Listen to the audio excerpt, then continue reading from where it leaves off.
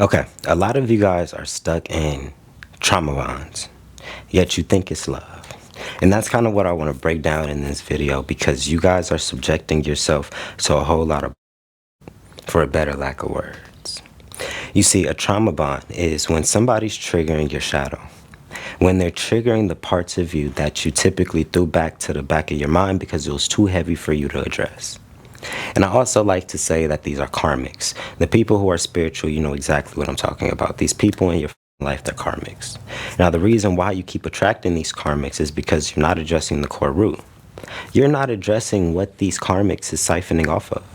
You're not addressing what's attracting you to these karmics in the first place. So you keep repeating the cycle from a lack of acknowledgement. You see, when you grow up in a toxic household, you grow up with in a toxic environment, you'll start mistaking that same toxicity as love, right? For instance, let's say you got into an environment or you got in an instance where you got abandoned, right? You'll start taking that. My parents said they love me. My whoever said that they love me, but they never showed it. But they were never present in my life. And now truly hurt the core of you. Now you'll go into relationships and you'll start talking to dudes and you'll end up in that same exact situation. You'll end up in a predicament where the person's acting like they love you. Well, they're saying that they love you, but their actions aren't matching their words. And if you aren't conscious, you'll think that this person is the actual root and this person's the trigger. So then you'll start ruminating and hyperfixating on them, hyperfixating on what they did, while completely overlooking your childhood trauma and your own abandonment wound that got you in this situation in the first place. And this is why knowing when and who you're talking to is very important. Like when I say when in your life are you attracting these people?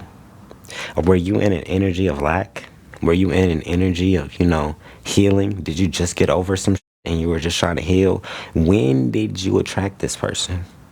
Because that's usually going to be the spirit of which this person was manifested. And I believe the other reason I said was why or something like that. Why did you attract this person? What in you made this think that this was okay or even an option in the first place? And a lot of this can be done when you pick out the journal, right? When you start asking yourself real ass questions. I'm not asking you to get on here and become the next, bestseller and all this other type of shit, but I'm telling you to get your emotions out and be real with yourself. Be honest with yourself. Because nobody can be more honest with you than you can. Because usually you know what's up. You know what's the problem. You know where you f***ed up. You know where this is correlating, but you don't want to have that level of accountability because typically that level of accountability will make your chest hurt. That level of accountability will send you in some very f***ed up mental spaces because it's a lot of weight you're having to unpack. And the older you get, but without doing this work, it's going to be harder for you to eventually do the work. You see, I talk to women of all ages on my one-on-one calls, right? I talk to women in their 20s, early 20s, all the way, I think the latest was like late 60s or something like that, right? So many times I'm seeing that you guys get in instances where you hold on to people excessively and you stack up all this trauma. Then when it's finally time to let go, you run from it and you just repeat the process. 20-year-olds, 30-year-olds, 40-year-olds, etc., they can usually get over their shit a little bit easier because they're younger. So they haven't packed up as much. But if you're pushing the later stages of life, you've packed on so much. Just the unpacking process is too much. A lot of times you'll just be like, "F- it, I'll just write it out." Because healing takes work. Healing takes intentionality and a certain level of awareness of what you are and are not doing in the moment. You can't be out here holding on to people unnecessarily and holding on to people just because you want them when the made it very clear that they don't want you. When they've went out their way to tell you, I don't think I can show up in your life how you want, how I'm supposed to, or how you want. I don't think I can do these things. I don't think I can meet these requirements. And you think somehow along that process, if you love them more, they're going to be able to do that? No. Those things, those type of instances are trauma bonds.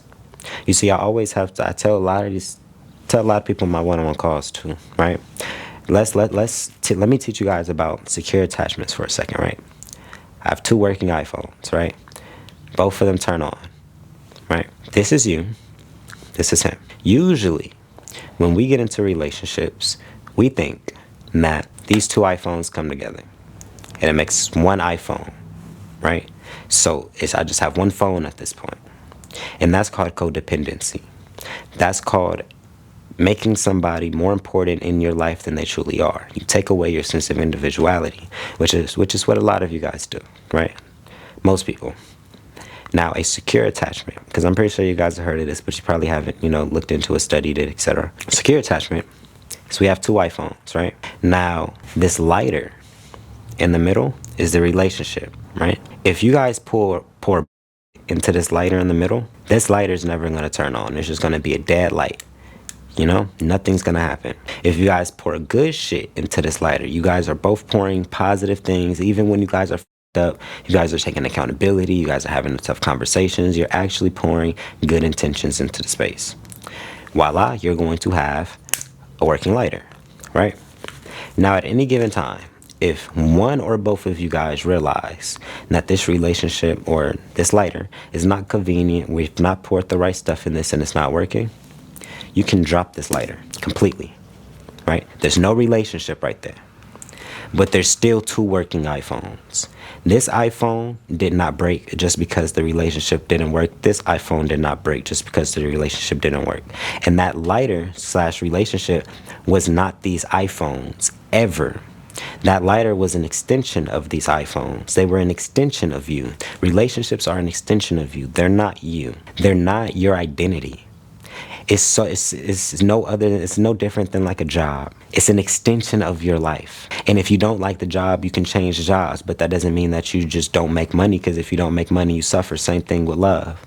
If you don't find new partners, if you don't find healthy love, you suffer. But all because one relationship didn't work doesn't mean you got to hold on to it and you got to stay stuck in that relationship. You can let go and you can move on and you can experience different shit. That's what a secure attachment is.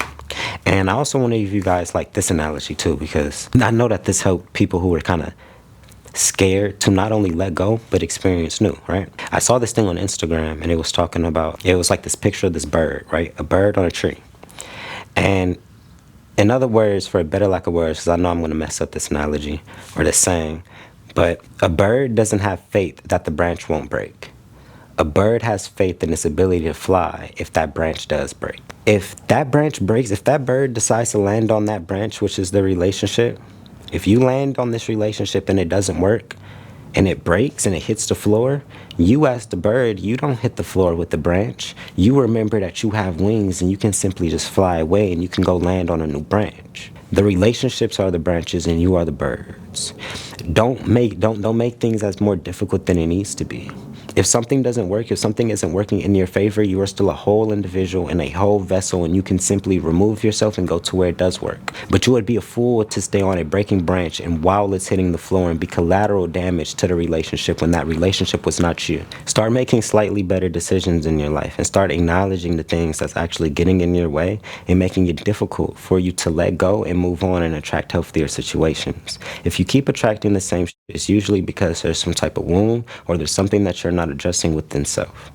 It's a thing within self. It's not the other person as much as you think. People don't really have the ability to wound us as much as we think. A lot of our wounds and our deep trauma was caused in childhood by our parents, because those are the people who influenced us the most. So if you overlook those things, don't be surprised when you get in relationships and you start replaying subconsciously. You have to do the healing work. You have to ask yourself those questions and then give yourself the space to move on. Once you start addressing things and you started implementing steps to actually get out of that energy, actually start doing it and make it fun. Go do the things that you love. Become disciplined at the things that you like.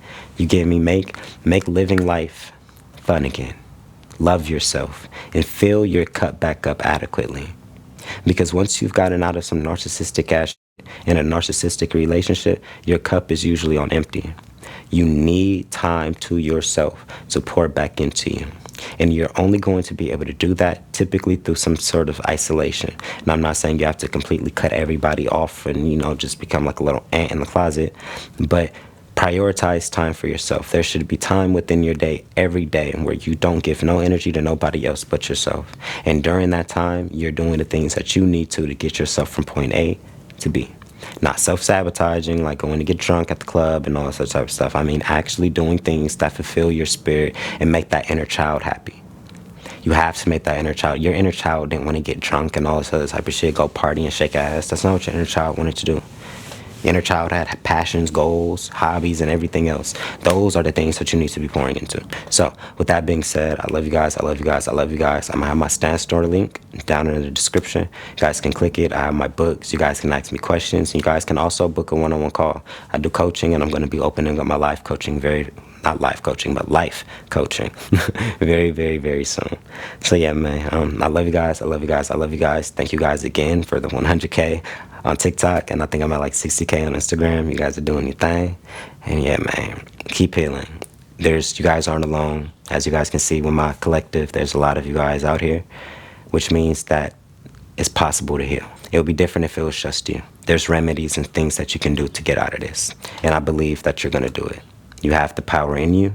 God instilled the power in you, and God is walking right alongside you. He's just waiting, or she's waiting, for you to take the steps necessary to finally remove yourself. But you have support through this whole process. Energetically, spiritually, physically, and mentally. If you accept it and you realize it and you tap into that divine truth and that divine frequency. I love y'all, man.